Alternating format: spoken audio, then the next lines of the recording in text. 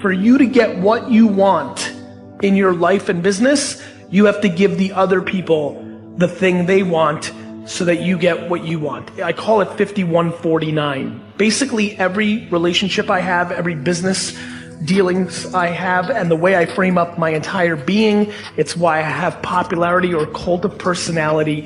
It's because I think it's smart to give more to an audience than you ask for in return. And so when you're building your product and your service and whatever you're up to, you need to find the angle of leverage. You are competing with a lot of other people that want people's attention. When I started working with Budweiser, the beer, it was crazy to me. I walked into a meeting and I said, okay, we're competing with Miller or Carlsberg. We're competing, right? We're competing with, and they said, we're comparing for share of throat. Budweiser globally worries about how much water you're drinking, how much Coca-Cola you're drinking. I mean, it was just really interesting, and it was kind of how I think about attention. You may be thinking you're competing against somebody else who has a trampoline business. You're not. You're competing against anybody who has anything else to do that weekend in Denmark with those 4 hours. So we are living through a world, my friends, where there's more options than ever. How many people here manage, how many people here have more than 10 employees? Raise your hands, right? We're living in a world where our employees have more options than ever, either to do things for themselves or other employers. And no matter how good your labor laws are and how long they have to stay with you before they go to the new job, they still have options greater than there were 10 or 15 years ago. So I think the biggest thing that I think a lot about is supply and demand. It is such a simple, basic business trade. And it's something I'm very intuitive towards, and it is basically how I think about everything, how I manage my people, how I create my business, how I treat my customers. It is a supply and demand world, and you need to understand that the cost of creating things that can pull our customers' attentions away from us has gotten so low that there is so much supply. There is so much supply of information and videos and pictures that this is the reason that I believe that advertising, not that it's dead, but the thought that you're gonna put out something that is selfishly in your interest and you're gonna get somebody to actually pay attention to it with the technology advances that we have today and with all the supply of information is almost impossible. And every day that goes by, it will become more impossible. So, number one, first and foremost, I need people to start thinking that they're a media company and a publisher more than they're an advertiser for their business. That the skill set that I think so many people will get in the future to succeed is, how do I put a piece of content? How do I make a white paper? How many people here are B2B? Raise your hands. Great. So for your world, how do you make a white paper that's 6 pages deep, a presentation on Skillshare, then post on LinkedIn, because Skillshare is owned by LinkedIn, and when you use Skillshare on LinkedIn, more people organically see it. Tactic. How do you make a Skillshare that gives people value, and it's not a sales deck for somebody to sign up for a free trial in your landing page optimized funnel so that you then become a client? It is just black and white, an incredible piece of information that all the construction workers, that all the lawyers, that all the CTOs in your target audience will get value out. And basically what I'm saying very carefully to all of you is, when I wrote Jab, Jab, Jab, Right Hook and the Thank You Economy, they were the 2 titles. There was a 3rd title I never used. It was called Guilt Marketing.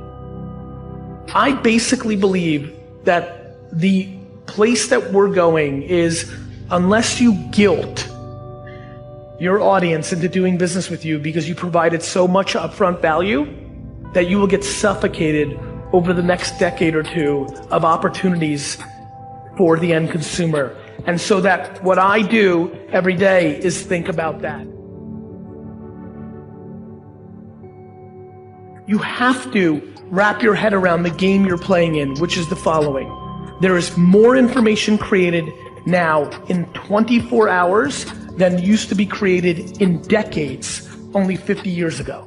Like, let's just stick with me here. There is more content being created in 24 hours than used to be created in the decades of the 50s and 60s. Now, Do you feel as good about your documentary? Do you feel as good about your poster? It gets hard when you actually understand what the fuck is actually happening here.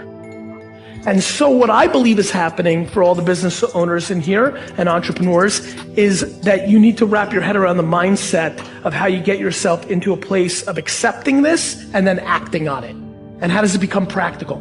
The reason I brought up interns earlier is there's always supply and demand. When something emerges, other opportunity happens. Amazon, scaring everybody in retail in America and other parts of the world, right? Amazon is in the wine business. They bought Whole Foods. They now have liquor licenses in every state. Everybody at my dad's company, Wine Library, scared. Me, excited. Why? Not because I'm a character or I'm trying to act cool. Because I go on Amazon's site and I find wines that Amazon has that we're selling for less. And then I send emails to customers that say cheaper than Amazon, which is true. And then from a branding standpoint, it makes them think we're incredible because nobody's cheaper than Amazon on anything. And even though Amazon is going to take market share, they're not going to take it from me. In every single thing that happens, I just said more content in 24 and 48 hours than in decades. Ooh, shit, how are people going to watch my stuff? Meanwhile, more creators that are talented than we've ever seen before. Every single person here should write a blog post, send an email, make a video or make an audio piece of content tomorrow, hiring 3 content producers as interns or the lowest possible cost you can pay them based on the laws in this country tomorrow. You immediately have a media company at remarkably low price, including if it's allowed free, depending on the rules. And that's what you should be thinking about. Because if you do not wrap your head around that you were a media company first, I don't care what you do. If you do not wrap your head around that you were a media company first, comma, a lawyer, comma, a designer, comma, a sneaker salesman. If you do not understand that you were a media company, your business, like the earlier questions, you don't have to become a personal brand, but that means your logo of your company has to become a brand that produces content that actually has value to the target audience that you're trying to set. Now, don't take it very direct. Let me give you an example. I have a lawyer friend who's starting a golf podcast. He's starting a podcast around golf once a week. He's interviewing golfers, golf in the business, but he's a lawyer looking for other people to hire him as a lawyer. His strategy is that the people that are actively hardcore about golf in America are high net worth individuals who can afford the law practice that he provides. So that if he makes something that those doctors and other business people want to listen to, golf, that because it's brought to you by this law firm, he will get the residual business. Now, my friends, this is actually a tactic that is hundreds of years in the making and uniquely European. Let me explain. The Guinness Beer Company. The Guinness Beer Company started the Guinness Book of World Records because pub sales were down and they wanted them to grow. And they did surveying and realized that people talked about trivia in the pubs. And they decided to create the Guinness Book of World Records so that people in the pubs would talk about the crazy world records, reinforce the Guinness brand, and then order a pint of Guinness. Michelin.